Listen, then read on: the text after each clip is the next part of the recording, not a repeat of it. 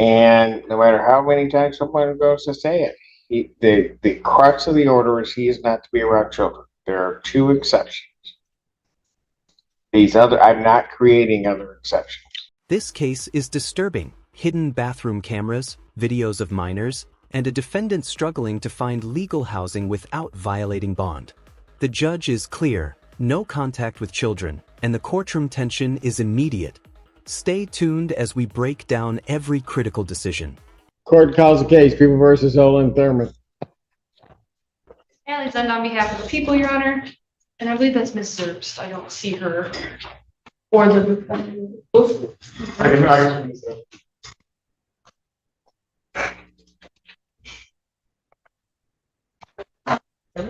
he's not in.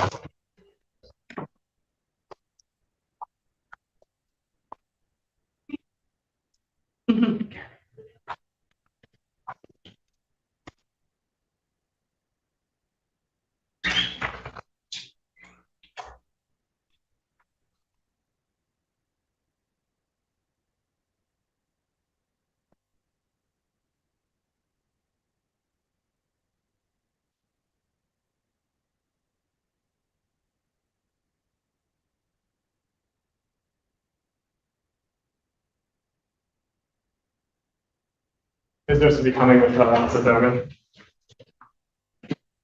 My apologies, Your Honor. That's all right. Assistant Public Defender Alexis Zerbst on behalf of Mr. Thurman. All right.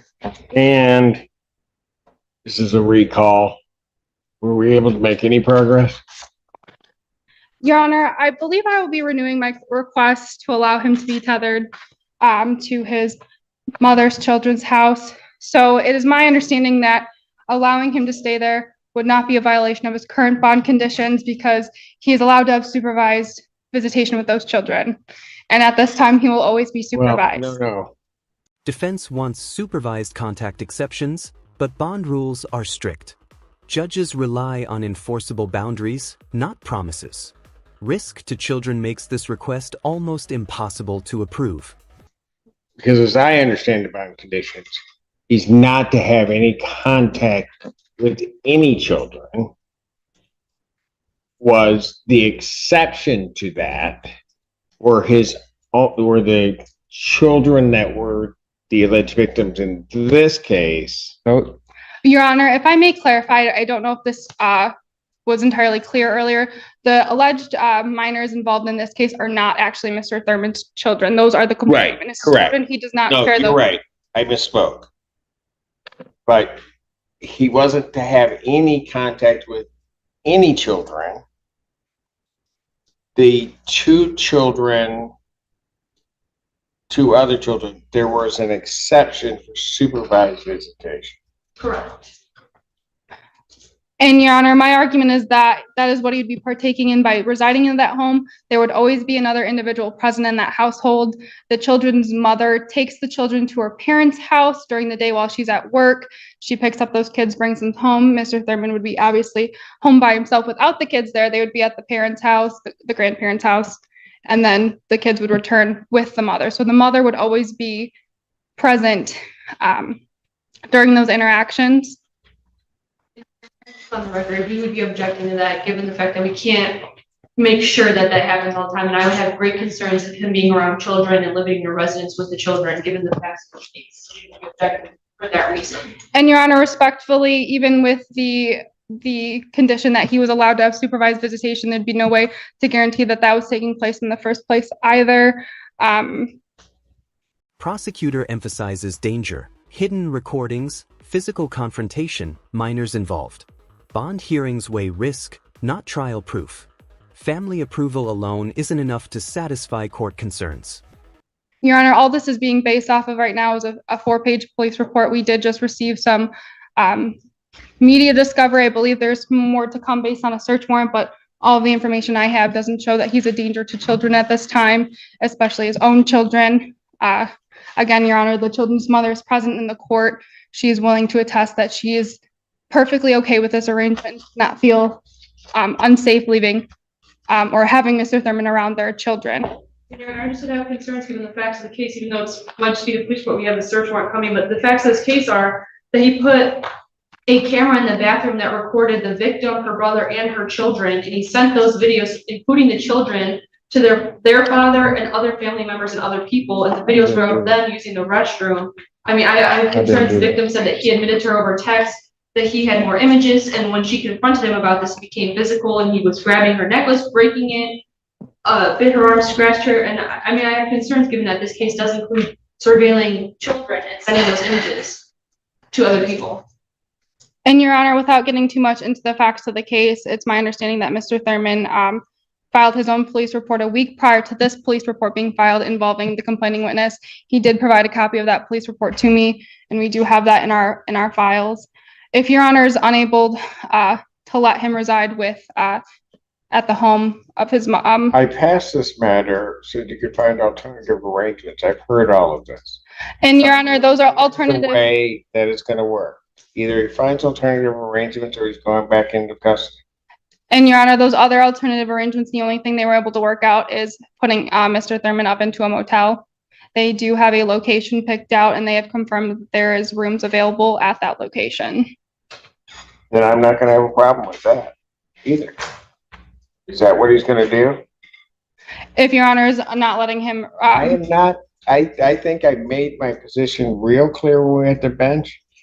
And I think my face, if not tone, is making it very clear as to my interpretation of this order. Judge rejects exceptions. Motel offered as a safe solution. Neutral, 0 minors present. Balance, protect community while allowing defendant to follow rules. The compromise works legally. And no matter how many times someone goes to say it, the crux of the order is he is not to be around children. There are 2 exceptions. I'm not creating other exceptions. And Your Honor, we would not object to the motel. Your Honor, then I believe at that time that is what Mr. Thurman will be proceeding with.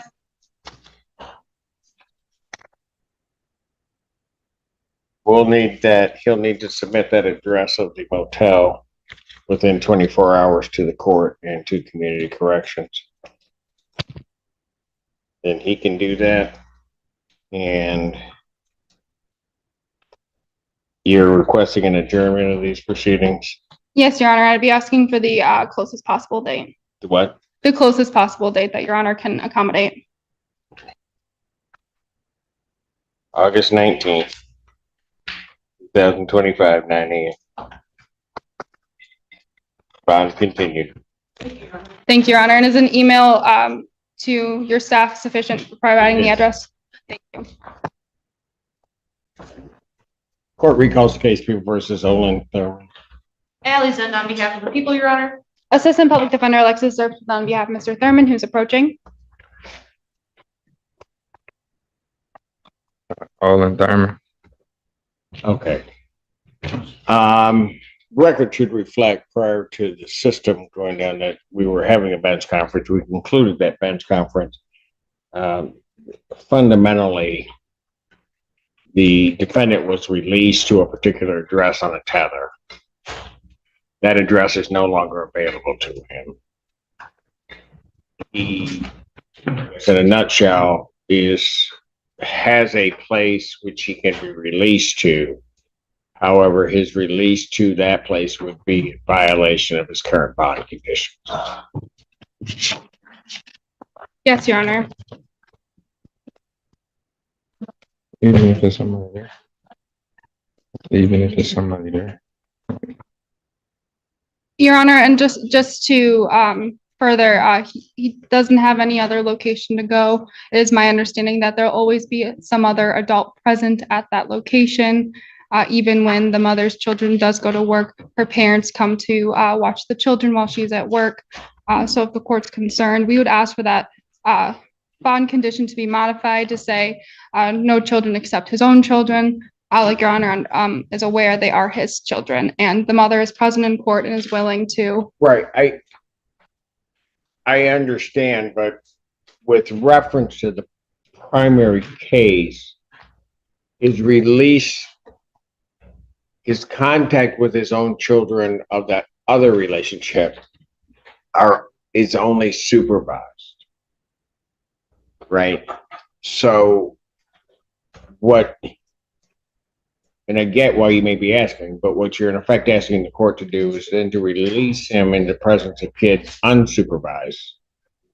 Well, Your Honor, it's my understanding that there will always be someone else at the home while the children are present.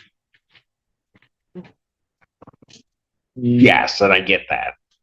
I'm saying it's not a structured supervision under sort of some type of monitoring. I get what you're saying.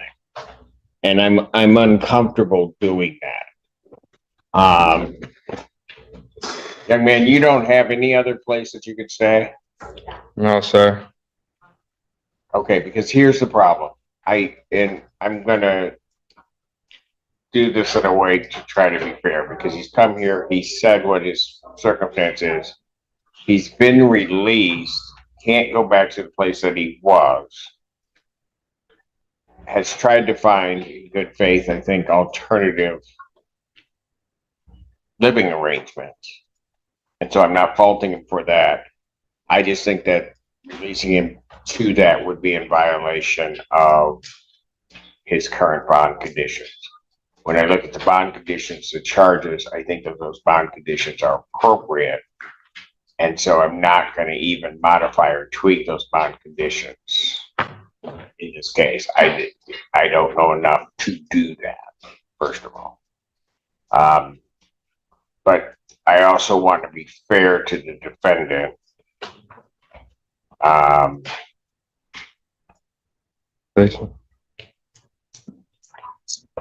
So what I'm going to do, counsel, is I'm going to pass this to my 3:00 block. Okay. Give you an opportunity to try to find some other alternative in doing that. I think that's probably the best I'm going to do. I'm in effect, really what I'm doing is I'm resisting putting him back in. I'm going to give you a chance to kind of brainstorm, figure out something else before I'd have to come to that point. Okay. Understood, Your Honor. Okay. So we'll pass this to the 3:00 block. Bond rules stay strict. No exceptions for children. Motel approved. Lesson: courts prioritize safety over convenience. Like, comment, and subscribe for more courtroom breakdowns.